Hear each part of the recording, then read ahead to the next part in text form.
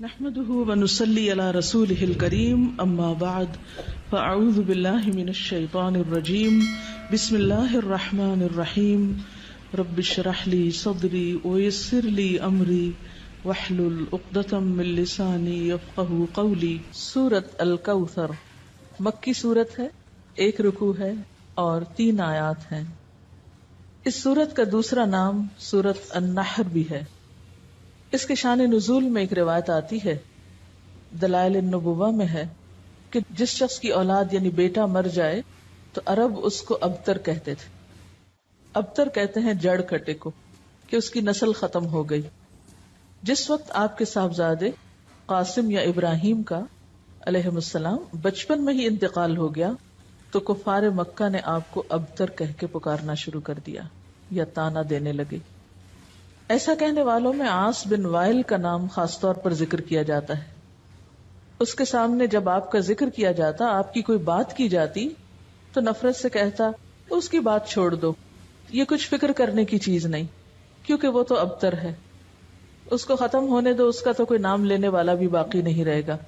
جب اس کا اپنا انتقال ہو گیا تو کوئی بھی اس کو یاد نہیں رکھے گا، کیونکہ عربوں کے ہاں بیٹے ایسی چیز تھے جن پر وہ بھروسہ رکھتے تھے اور جنہیں اپنی شان اور عزت کی چیز سمجھتے تھے۔ تو اس پر اللہ تعالیٰ نے آپ پر یہ سورت نازل فرمائی۔ بسم اللہ الرحمن الرحیم، انا اعطیناک الکوثر، بے شک ہم نے آپ کو کوثر عطا کی۔ کوثر کا لفظ کاف سے رے سے ہے، کثرت کے معنی میں۔ اس کے کئی مفہوم بتائے گئے ہیں۔ ایک معنی تو اس کا خیر کثیر سے کیا گیا ہے کہ بہت کثرت سے ملنے والی خیر اور بھلائی، کیونکہ کوثر کے لفظ میں بھی مبالغہ پایا جاتا ہے، اس کا لفظی معنی ہی خیر کثیر بنتا ہے، تو بعض نے اس کو لفظی معنی میں لیا ہے۔ پھر اسی طرح اس سے مراد وہ نہر بھی لی گئی ہے جو جنت میں آپ کو عطا کی جائے گی۔ پھر اسی طرح اس سے مراد وہ حوض بھی ہے جس سے آپ اپنی امت کو پانی پلائیں گے۔ ابن کثیر نے کوثر سے مراد خیر کثیر ہی لیا ہے، کیونکہ خیر کثیر میں پھر ساری چیزیں آ جاتی ہیں، وہ جنت کی نہر بھی آ جاتی ہے، حوض کوثر بھی آ جاتا ہے، اور آپ کو جو فتوحات دنیا میں نصیب ہوئیں، اسلام کا بول بالا ہوا، آپ کا مشن آپ کی زندگی میں مکمل ہوا، یہ تمام چیزیں اس ایک لفظ میں شامل ہو جاتی ہیں۔ گویا جتنی نعمتیں آپ کو ملی ان سب کے لیے ایک جامع لفظ ہے کہ آپ کے دشمن آپ کے بارے میں جو بھی کہیں، لیکن ہم نے آپ کو خیر کثیر عطا کر دی ہے، وہ خیر کثیر جس کا سلسلہ دنیا سے شروع ہو کر آخرت تک جاتا ہے، یعنی صرف آخرت میں نہیں، دنیا میں بھی آپ کو خیر کثیر عطا ہوئی۔ اس کے بارے میں کچھ احادیث بھی ہیں۔ حضرت انس کہتے ہیں کہ ایک روز آپ صلی اللہ علیہ وسلم مسجد میں ہمارے درمیان تھے، اچانک آپ پر ایک قسم کی نیند یا بے ہوشی سی طاری ہوئی، پھر ہنستے ہوئے آپ نے سر مبارک اٹھایا۔ ہم نے پوچھا، اے اللہ کے رسول صلی اللہ علیہ وسلم، آپ کے ہنسنے کا سبب کیا ہے؟ آپ نے فرمایا کہ مجھ پر اس وقت ایک سورت نازل ہوئی ہے، یعنی اس سورت کے نازل ہونے پر آپ مسکرائے۔ پھر آپ نے بسم اللہ کے ساتھ یہ سورت کوثر پڑھ کر سنائی۔ پھر فرمایا، تم جانتے ہو کوثر کیا چیز ہے؟ ہم نے کہا اللہ و رسولہ عالم۔ آپ نے فرمایا یہ ایک نہر ہے جس کا میرے رب نے مجھ سے وعدہ فرمایا ہے، جس میں خیر کثیر ہے، اور وہ حوض ہے جس پر میری امت قیامت کے روز پانی پینے کے لیے آئے گی۔ اس کے پانی کے پینے کے برتن آسمان کے ستاروں کی تعداد میں ہوں گے۔ اس وقت بعض لوگوں کو فرشتے حوض سے ہٹا دیں گے تو میں کہوں گا میرے پروردگار یہ تو میری امت ہے۔ اللہ تعالیٰ فرمائے گا آپ نہیں جانتے کہ ان لوگوں نے آپ کے بعد کیسا دین اختیار کیا، یعنی نام آپ کا لیتے تھے لیکن طریقے آپ والے نہیں تھے۔ بہرحال اس نہر کے بارے میں معراج کے واقعے میں بھی کچھ تفصیلات ملتی ہیں۔ بخاری کی روایت ہے، آپ صلی اللہ علیہ وسلم نے معراج کے واقعے میں فرمایا، میں ایک نہر پہ پہنچا جس کے دونوں کناروں پر خولدار موتیوں کے ڈیرے لگے تھے۔ میں نے جبریل سے پوچھا یہ نہر کیا ہے؟ اس نے جواب دیا یہ کوثر ہے۔ یعنی آپ کو معراج کے سفر پر وہ نہر دکھائی گئی جس میں پانی بہ رہا تھا یا جو بھی چیز، مگر اس کے کناروں کے اوپر خولدار موتی تھے۔ سیدنا ابو عبیدہ نے حضرت عائشہ سے پوچھا کہ کوثر سے کیا مراد ہے؟ انہوں نے کہا کوثر سے ہر وہ بھلائی مراد ہے جو اللہ نے آپ کو عطا کی. ابو بشیر کہتے ہیں کہ میں نے سعید بن جبیر سے کہا، یعنی مختلف لوگ اس کے بارے میں سوال جواب کرتے رہے کہ لوگ کہتے ہیں کہ کوثر جنت میں ایک نہر کا نام ہے. سعید نے جواب دیا، جنت والی نہر بھی اس بھلائی میں داخل ہے جو اللہ نے آپ کو عطا کی ہے. گویا مختلف آراء ہیں اس بارے میں، لیکن حقیقت یہ ہے کہ اس میں وہ تمام بھلائیاں شامل ہیں جو اللہ سبحانہ وتعالی نے رسول اللہ صلی اللہ علیہ وسلم کو عطا کی. آخرت کی بھلائیوں کے علاوہ دنیا کی بھلائیاں اگر آپ دیکھیے جن کا ذکر اور پھر اس سے پہلے بھی وَالضُّحَىٰ وَاللَّيْلِ إِذَا سَجَىٰ مَا وَدَّعَكَ رَبُّكَ وَمَا قَلَىٰ وَلَلْآخِرَةُ خَيْرٌ لَكَ مِنَ الْأُولَىٰ وَلَسَوْفَ يُعْطِيكَ رَبُّكَ فَتَرْضَىٰ. تو یہ جو ہے وَلَسَوْفَ يُعْطِيكَ رَبُّكَ فَتَرْضَىٰ یہ بھی اسی خیر کثیر میں شامل ہے. پھر اسی طرح أَلَمْ نَشْرَحْ لَكَ صَدْرَكَ وَوَضَعْنَا عَنْكَ وِزْرَكَ الذي انقض ظهرك ورفعنا لك ذكرك یہ بھی خیر کثیر میں شامل ہے جو آپ صلی اللہ علیہ وسلم کو عطا ہوا. آپ کو قرآن جیسی نعمت دی گئی اور صحابہ کرام جیسے مخلص ترین ساتھی عطا ہوئے جنہوں نے اپنی جانیں قربان کر کے اس مشن کو پروان چڑھایا جو آپ اللہ کی طرف سے لے کر آئے تھے. اب بات یہ ہے کہ جب بھی کسی کو کوئی نعمت ملے تو اسے کیا کرنا چاہیے؟ اس کا حق ادا کرنا چاہیے. اور کسی نعمت کا حق کب ادا ہوتا ہے؟ جب انسان اللہ کی مرضی اور اطاعت کے کام کرتا ہے. اس لیے فرمایا فَصَلِّ لِرَبِّكَ وَانْحَرْ پس نماز پڑھیے اپنے رب کے لیے اور قربانی کیجیے. اس سے ایک بہت بڑے سوال کا جواب ملتا ہے کہ اللہ کا شکر کیسے ادا کیا جائے. آپ کو بھی خیر کثیر مل رہی ہے قرآن کی نعمت، تو اس کے شکرانے کے لیے بھی خاص نوافل پڑھنے ہیں، ٹھیک ہے، اور اس کے ساتھ صدقہ بھی کرنا ہے کیونکہ اسی طرح شکرانہ ادا کیا جاتا ہے. ایک طرف بندہ اللہ کا حق نہ بھولے اور دوسری طرف بندوں کا نہ بھولے. عام طور پر اس موقع پر خوشی منائی جاتی ہے اور پھر خوشی منانے میں سب کچھ اپنے اوپر ہی خرچ کر لیا جاتا ہے. یہ صرف چند ظاہری مخصوص چیزوں سے خوشی منانے کا تصور سامنے آتا ہے، جبکہ خوشی منانے کے کئی طریقے ہیں اور خاص طور پر محروم لوگوں کو ایسے موقعوں پہ یاد رکھنا. مسلمان کی زندگی میں تو جو بھی خوشی کا موقع آتا ہے وہ تنہا نہیں مناتا اس کو. اسی لیے چھوٹی عید ہو بڑی عید ہو دونوں میں آپ نمازیں پڑھتے ہیں، ایک میں صدقہ فطر ادا کرتے ہیں، دوسرے میں قربانی کرتے ہیں. اس کے علاوہ بھی جو بن پڑے یتیموں، غریبوں، مسکینوں اور ضرورت مند افراد کو دیتے ہیں. اور یہی اصول رکھیے زندگی بھر، جب بھی کوئی نعمت ملے فَصَلِّ لِرَبِّكَ اپنے رب کے لیے نماز پڑھیے، جھک جائیے. وَانْحَرْ اور قربانی کیجیے. نحر بنیادی طور پر اونٹ کی قربانی کو کہا جاتا ہے، یعنی قربانی ٹھیک ٹھاک قسم کی. اونٹ سب سے بڑا جانور ہے نا، تو اپنی حیثیت کے مطابق جو بھی اللہ توفیق دے. اسی لیے کہا جاتا ہے کہ حضرت عبداللہ بن عمر نے شاید سورۃ البقرہ کے خاتمے پر 7 اونٹ ذبح کیے تھے. عربوں کے ہاں سب سے بڑی دولت اونٹ تھی، ان کی متاع یہی تھی. اور کسی کو آنر دینا ہوتا تو اس کے آنے پر اس کی مہمانی میں اونٹ ذبح کیا کرتے تھے، مرغی بکری نہیں بلکہ اونٹ.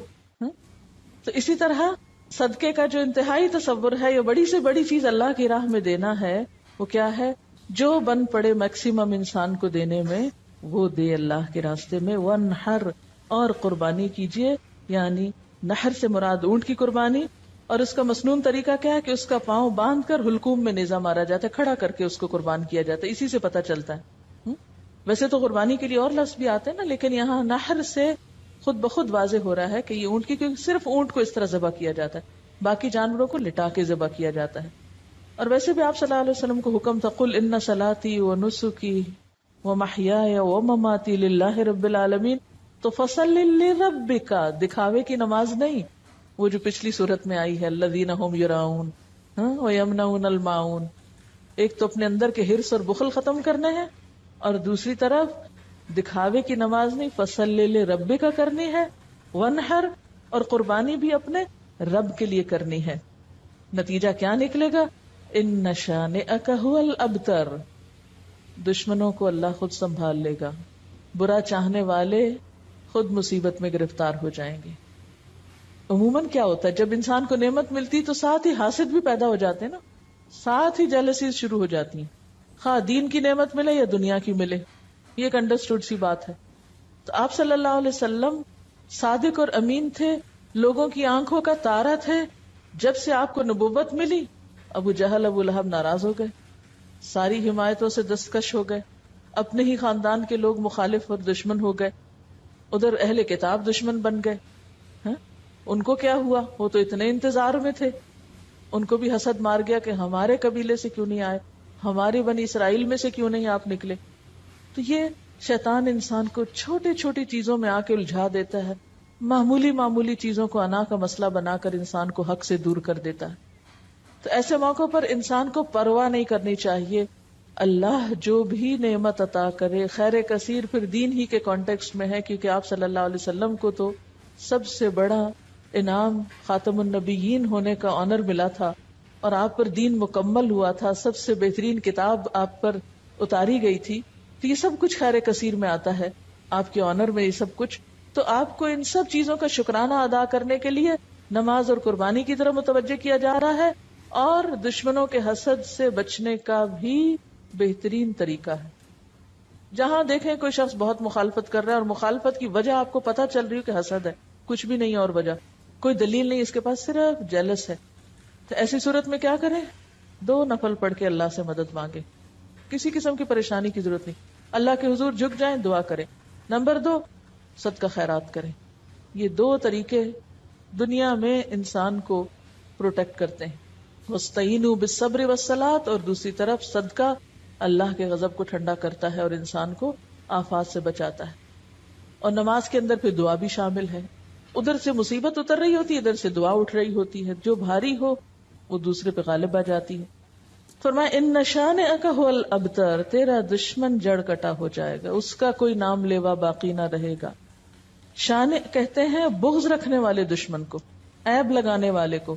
شنآن قوم پیچھے لفظ آپ پڑھ چکے ہیں، اسی روٹ سے ہے. ایسا دشمن جو بدخواہ بھی ہو اور کینہ پرور بھی ہو، عداوت بھی رکھتا ہو، بغض بھی رکھتا ہو. اور یہ دشمنی کا تیسرا اور انتہائی درجہ ہوتا ہے. قریش مکہ آپ کے ایسے ہی دشمن بن گئے تھے. تو اس لیے آپ صلی اللہ علیہ وسلم کو تسلی دی جا رہی ہے، آپ کا نام بلند رہے گا. وَرَفَعْنَا لَكَ ذِكْرَكَ، اور آپ کے دشمن جڑ کٹے ہو جائیں گے. اور یہ حقیقت آج دیکھیں ہر نماز میں، ہر اذان میں، دنیا کے اربوں خربوں مسلمان دن میں کئی دفعہ آپ کا نام سنتے ہیں، پڑھتے ہیں، درود شریف پڑھتے ہیں آپ پر. ایک دن میں پوری دنیا کے مسلمانوں کے درود شریف کو آپ جمع کر لیں، اگر ویسے بھول بھی جائیں تو نمازوں میں ہی جو درود شریف ہے تو کتنا آپ کا نام لیا جاتا ہے، کتنا آپ کا ذکر خیر کیا جاتا ہے، کیسی کیسی آپ کی تعریف ہوتی ہے. اور یہ سلسلہ قیامت تک چلتا ہی جائے گا، بڑھتا ہی جائے گا. یعنی آپ کے دور میں جتنے لوگ آپ کا نام لینے والے تھے اس سے اب تعداد میں کتنے زیادہ ہیں جو آپ کا نام لینے والے ہیں. اور پھر قیامت کے دن بھی اللہ تعالیٰ آپ کو مقام محمود عطا کرے گا، جب ساری مخلوق کی زبان پہ آپ کی تعریف جاری ہو جائے گی. اور آپ کے دشمنوں کو کیا ہاتھ آیا؟ جب تک تاریخ کی کتاب اٹھا کے نہ دیکھیں نہیں پتا چلتا عاص بن وائل کون ہے، نہیں پتا چلتا ابو جہل کا نام کیا تھا اور ابو لہب کا نام کیا تھا اور وہ کیا کرتے تھے اور ان کا کیا معاملہ اور قصہ تھا، عام لوگوں کو نہیں پتا. اور اس کے مقابلے میں آپ صلی اللہ علیہ وسلم کا نام ہمیشہ کے لیے بلند ہو گیا. اس سے جو بات ہمیں پتہ چلتی ہے اور جو سبق سیکھنے کا ہے وہ کیا ہے کہ انسان اللہ کی نعمتوں پر نظر رکھے، پازیٹو سوچ اختیار کرے، نعمتوں کا شکرانہ ادا کرے، نعمتیں اور ملیں گی. مخالفتوں کی پرواہ نہ کرے، مخالفتیں دم توڑ جائیں گی، اس لیے کہ اللہ سبحانہ و تعالی خود حفاظت کرنے والا ہے. جو شخص اپنے رب کو منانے اور راضی رکھنے میں کامیاب ہو گیا وہ محفوظ ہو گیا. جس نے رب کا سہارا تھام لیا، جس نے اس پہ توکل کیا، جو اس کی مدد کے لائق ہو گیا، جس پر اس کا فضل ہو گیا، پھر اس کے لیے کوئی بھی پریشانی باقی نہ رہے گی انشاءاللہ. سورۃ الکافرون مکی سورت ہے، 1 رکوع ہے، 6 آیات ہیں. صحیح احادیث سے ثابت ہے کہ آپ صلی اللہ علیہ وسلم طواف کی 2 رکعتوں، فجر اور مغرب کی سنتوں میں قل یا ایھا الکافرون اور سورۃ اخلاص پڑھا کرتے تھے. اسی طرح آپ صلی اللہ علیہ وسلم نے بعض صحابہ کرام کو فرمایا کہ رات کو سوتے وقت یہ سورت پڑھ کر سو گے تو شرک سے بری قرار پاؤ گے. تو رات کو جہاں بسمک اللہم اموت و احیا پڑھتے ہیں وہاں اس سورت کو بھی پڑھا کریں. بعض روایات میں آپ کا عمل بھی بتلایا گیا ہے، یعنی آپ صلی اللہ علیہ وسلم کے پڑھنے کا طریقہ بھی پتہ چلتا ہے. حضرت عائشہ فرماتی ہیں کہ آپ صلی اللہ علیہ وسلم نے فرمایا کہ فجر کی سنتوں میں پڑھنے کے لیے 2 صورتیں بہتر ہیں، سورت کافرون اور سورت اخلاص۔ بعض صحابہ نے آپ صلی اللہ علیہ وسلم سے عرض کیا کہ ہمیں کوئی دعا بتا دیجئے جو ہم سونے سے پہلے پڑھا کریں۔ آپ نے قل یا ایھا الکافرون پڑھنے کی تلقین کی اور فرمایا کہ یہ شرک سے برات ہے، کیونکہ شرک ایسا گناہ ہے جو معاف نہیں ہوگا، تو اگر انشاءاللہ ہر روز پڑھیں گے تو اللہ تعالیٰ اس سے بچنے کی توفیق بھی دیں گے۔ حضرت جبیر بن مطعم فرماتے ہیں کہ آپ صلی اللہ علیہ وسلم نے ان سے فرمایا کیا تم یہ چاہتے ہو کہ جب سفر میں جاؤ تو وہاں تم اپنے سب رفقا سے زیادہ خوشحال اور بامراد رہو، تمہارا سامان زیادہ ہو جائے؟ انہوں نے عرض کیا بے شک میں ایسا چاہتا ہوں اے اللہ کے رسول صلی اللہ علیہ وسلم۔ آپ نے فرمایا کہ آخر قرآن کی 5 صورتیں کافرون، نصر، اخلاص، فلق اور ناس پڑھا کرو، یعنی سفر کے موقع پر بھی پڑھا کرو۔ ہر سورت کو بسم اللہ سے شروع کرو اور بسم اللہ ہی پر ختم کرو، یعنی اگلی سورت سے پہلے پھر پڑھو۔ حضرت جبیر کہتے ہیں کہ اس کے بعد میرا حال یہ تھا کہ سفر میں اپنے 2 ساتھیوں کے مقابلے میں خستہ حال ہوتا تھا۔ آپ کی اس تعلیم پر عمل کرنے کے بعد میں سب سے اچھے حال میں رہنے لگا۔ ایک مرتبہ آپ صلی اللہ علیہ وسلم کو بچھو نے کاٹ لیا تو آپ نے پانی اور نمک منگوایا، اور یہ پانی یعنی پانی میں نمک ڈال کے یہ پانی کاٹنے کی جگہ لگاتے تھے اور قل یا ایھا الکافرون اور قل اعوذ برب الفلق اور قل اعوذ برب الناس پڑھتے جاتے تھے، یعنی اس سورت سے دم بھی کیا جا سکتا ہے۔ اب اس سورت کا شان نزول کیا ہے؟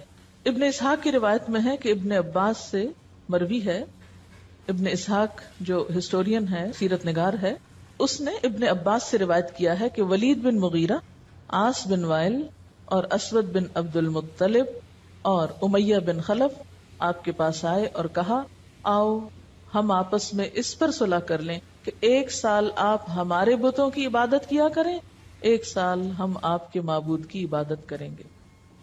اسی طرح ابن عباس سے روایت ہے کہ کفار مکہ نے باہمی مصالحت کے لیے یہ صورت پیدا کی تھی، اور جھگڑا ختم کریں، 1 سال تمہارا 1 ہمارا، اور یہ بھی کہا تھا کہ آپ ہمارے بتوں میں سے بعض کو صرف ہاتھ لگا دیں، ٹچ کر دیں تو ہم آپ کی تصدیق کرنے لگیں گے، یعنی ایک دفعہ آپ ان پہ شفقت کا ہاتھ پھیر دیں تو پھر ہم کیا کریں گے، آپ کے معبود کی عبادت شروع کر دیں۔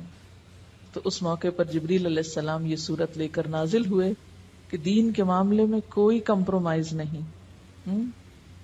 بسم اللہ الرحمن الرحیم، قل یا ایھا الکافرون، کہہ دیجئے اے کافرو۔ پورے قرآن پاک میں یہ انداز نہیں ہے کافروں کو بلانے کا، لیکن اس موقع پر نام لے کر پکار کر کہا جا رہا ہے۔ الکافرون سارے مراد ہیں، لیکن خصوصی طور پر جن کے بارے میں یہ سورت نازل ہوئی۔ اور یہ بھی یاد رکھیے کہ یہ سورت مکی دور کے آخری حصے میں نازل ہوئی، جب آپ نے ان پر ساری حجت تمام کر دی تھی، اور پھر وہ آپ کو ایسی آفرز دے رہے تھے۔ آپ ایک عرصے تک اپنی قوم کو یا قومی کہہ کے پکارتے تھے، اے میری قوم، اے بنو ہاشم، اے قریش، لیکن اب یہاں اے کافرو کہہ کے پکارا گیا، اور حجت تمام کرنا بھی مقصود تھا۔ تو قل یا ایھا الکافرون، کہہ دیجئے اے کافرو، لا اعبد ما تعبدون، میں عبادت نہیں کرتا ان کی جن کی تم عبادت کرتے ہو، یعنی کسی قیمت پر میں تمہارے معبودوں کی عبادت نہیں کر سکتا۔ آپ کو یاد ہوگا کہ ابتدائی دور میں بھی آپ کو کچھ آفرز دی گئی تھی۔ جب ابو طالب زندہ تھے، کفار مکہ میں سے کچھ سردار آ کر یہ آفر کر رہے تھے آپ صلی اللہ علیہ وسلم کو کہ آپ چاہیں تو آپ کے قدموں میں جتنی چاہیں دولت لا کے ڈھیر کر دیتے ہیں، جس لڑکی سے چاہیں شادی کر دیتے ہیں، مکہ کا سردار بننا چاہتے ہیں تو وہ بنا لیتے ہیں، لیکن ہمارے معبودوں کی توہین نہ کرو، ان کو کچھ نہ کہا کرو، لا مت کہو، الا اللہ کہتے رہو لیکن لا مت کہو، ان کو کچھ نہ کہو۔ لیکن آپ صلی اللہ علیہ وسلم نے ان میں سے کسی بات کو تسلیم نہیں کیا۔ اس سے یہ بات پتہ چلتی ہے کہ دین کا کام اس وقت تک ہو نہیں سکتا جب تک انسان اپنی بات کا پکا نہ ہو۔ دین کے اصولوں پہ کمپرومائز نہیں کیا جا سکتا۔ اچھا، ہمارا عام طور پر حال کیا ہوتا ہے، بعض اوقات ہم دوسرے کا دل رکھنے کے لیے اس کی غلط باتیں لے لیتے ہیں۔ ہم کہتے ہیں چلو پہلے اس کو مانوس کر لیں، کچھ غلط کام ان جیسے کر لیں، اور پھر اس کے بعد ہم ان کو سمجھا لیں گے۔ یہ طریقہ درست نہیں ہوتا۔ مثلا کوئی شراب پی رہا تو آپ کے چلو میں اس کا دل رکھنے کو تھوڑی سی پی لوں، پھر اس کے بعد اس کو تبلیغ کر کے سمجھا دوں گی کہ یہ حرام ہے، پہلے ذرا میں کمپنی تو دوں اس کو۔ یہ نہیں ہو سکتا، اس لیے کہ جب آپ کا اپنا عمل غلط ہوگا تو آپ دوسرے کو کس منہ سے منع کریں گے؟ آپ کی کون سنے گا پھر؟ اصل بات یہ ہے کہ باطل دوئی پرست ہے، حق لا شریک ہے. شعر ہے اصل میں.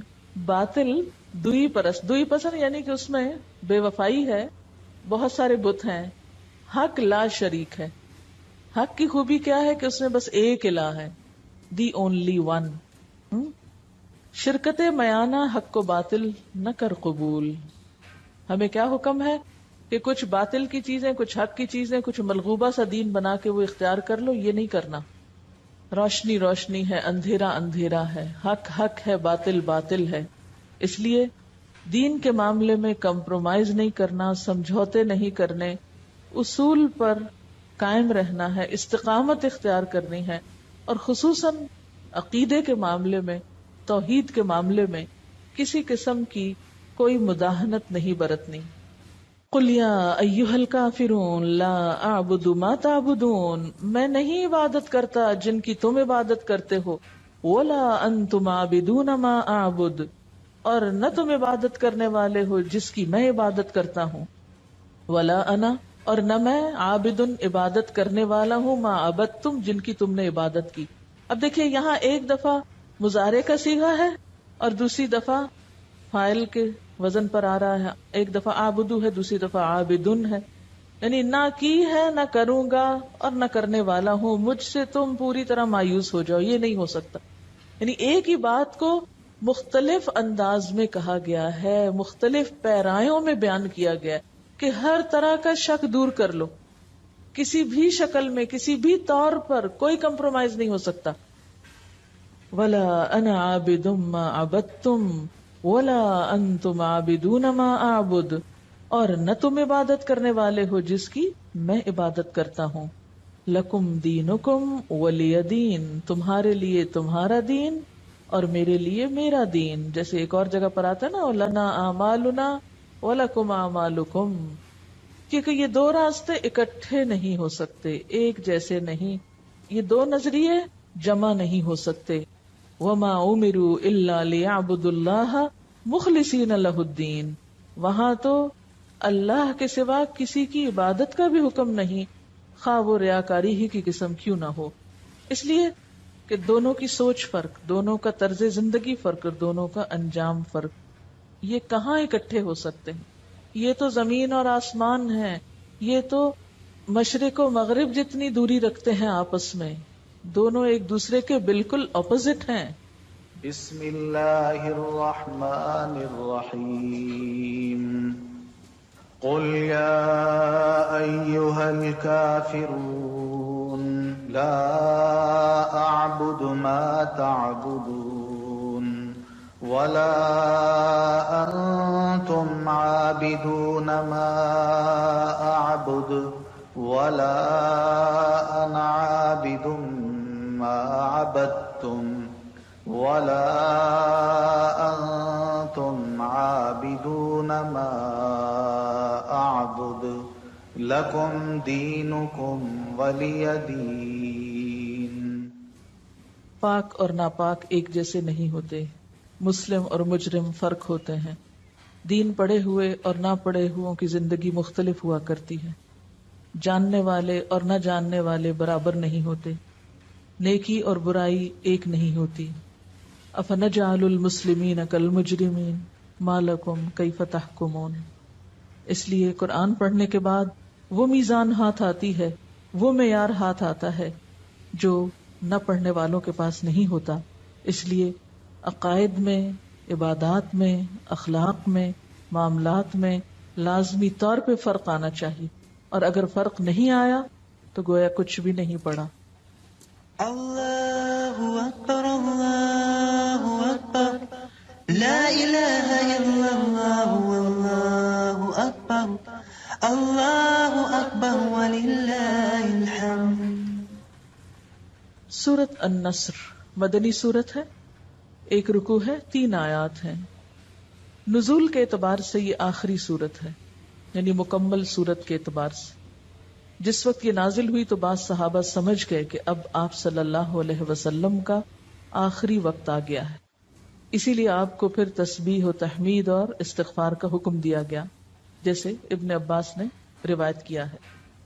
اذا جاء نصر اللہ والفتح، جب اللہ کی مدد آ گئی اور فتح نصیب ہو گئی. اللہ کی مدد کا کیا مطلب ہے؟ اسلام کا کفر پہ غلبہ، مسلمانوں کا کلچر عام ہونا. اور والفتح، فتح سے مراد یہاں فتح مکہ ہے، وہ شہر جو آپ کا مولد و مسکن تھا، لیکن کافروں نے آپ کو اور صحابہ کرام کو وہاں سے ہجرت پر مجبور کر دیا. چنانچہ 8 ہجری میں جب مکہ فتح ہو گیا تو لوگ جوق در جوق مسلمان ہونے لگے، فوج در فوج مسلمان ہونے لگے. اس سے قبل 1-2 لوگ مسلمان ہوا کرتے تھے، گروپس میں لوگ مسلمان نہیں ہوئے تھے. فتح مکہ سے لوگوں پہ یہ بات واضح ہو گئی کہ آپ اللہ کے سچے پیغمبر ہیں اور دین اسلام سچا دین ہے جس کے بغیر اب نجات ممکن نہیں، نہ دنیا میں نہ آخرت میں. اس لیے اذا جاء نصر اللہ والفتح، جب اللہ کی مدد آ گئی اور فتح نصیب ہو گئی، جس کا ذکر پیچھے کیا گیا تھا. وَأُخْرَى تُحِبُّونَهَا نَصْرٌ مِّنَ اللَّهِ وَفَتْحٌ قَرِيبٌ، جس فتح قریب کا وعدہ کیا گیا تھا وہ فتح مبین، فتح مکہ کی شکل میں نصیب ہو گئی. وَرَأَيْتَ النَّاسَ يَدْخُلُونَ فِي دِينِ اللَّهِ أَفْوَاجًا، اور تم نے دیکھا لوگوں کو کہ اللہ کے دین میں فوج در فوج داخل ہونے لگے، یعنی بہت بڑی تعداد لوگوں کی مسلمان ہو گئی. کہتے ہیں کہ صرف یمن سے 700 لوگ مسلمان ہو کے آپ کے پاس پہنچے. اتنی بڑی بڑی تعداد میں اکٹھے مسلمان ہوئے جو راستے میں اذانیں دیتے ہوئے اور قرآن پڑھتے ہوئے آ رہے تھے، یعنی اسلام میں داخل ہونے کے بعد. تو ایسی نعمت جب نصیب ہو فسبح بحمد ربک، تو تسبیح کرو اپنے رب کی حمد کے ساتھ. یعنی اب فریضہ رسالت دین ادا ہو گیا، جو ذمہ داری تھی پوری ہو گئی، لہٰذا اب اللہ کی تعریف اور پاکی بیان کی جائے. واستغفر، اور خوب استغفار کی جائے. انہ کان توابا، بے شک وہ توبہ قبول کرنے والا ہے. کہتے ہیں کہ اس سورت کے نازل ہونے کے بعد آپ صلی اللہ علیہ وسلم جب کوئی نماز پڑھتے تو یہ دعا کرتے، سبحانک ربنا وبحمدک اللہم اغفر لی، یعنی استغفار اور تسبیح دونوں کو ملا کر پڑھا کرتے تھے، خصوصاً سجدے میں. یہ سجدے کی دعا بھی ہے نا. اور اس کے علاوہ اٹھتے بیٹھتے آتے جاتے یہ دعا پڑھتے تھے، سبحان اللہ وبحمدہ استغفر اللہ واتوب الیہ. اور پھر حضرت ابو ہریرہ فرماتے ہیں کہ اس سورت کے نزول کے بعد آپ نے عبادت میں بڑا مجاہدہ فرمایا، یہاں تک کہ آپ کے پاؤں سوج جایا کرتے تھے. جیسے پیچھے بھی آپ کو کہا گیا تھا نا کہ وَإِذَا فَرَغْتَ فَانْصَبْ وَإِلَىٰ رَبِّكَ فَارْغَب، جب آپ اس کام سے فارغ ہوئے، اپنی ذمہ داری پوری کر لی، تو آپ پھر اپنے آپ کو عبادت کے لیے تھکاتے تھے. سبحانک اللہم وبحمدک اشہد ان لا الہ الا انت استغفرک واتوب الیک. السلام علیکم ورحمۃ اللہ وبرکاتہ.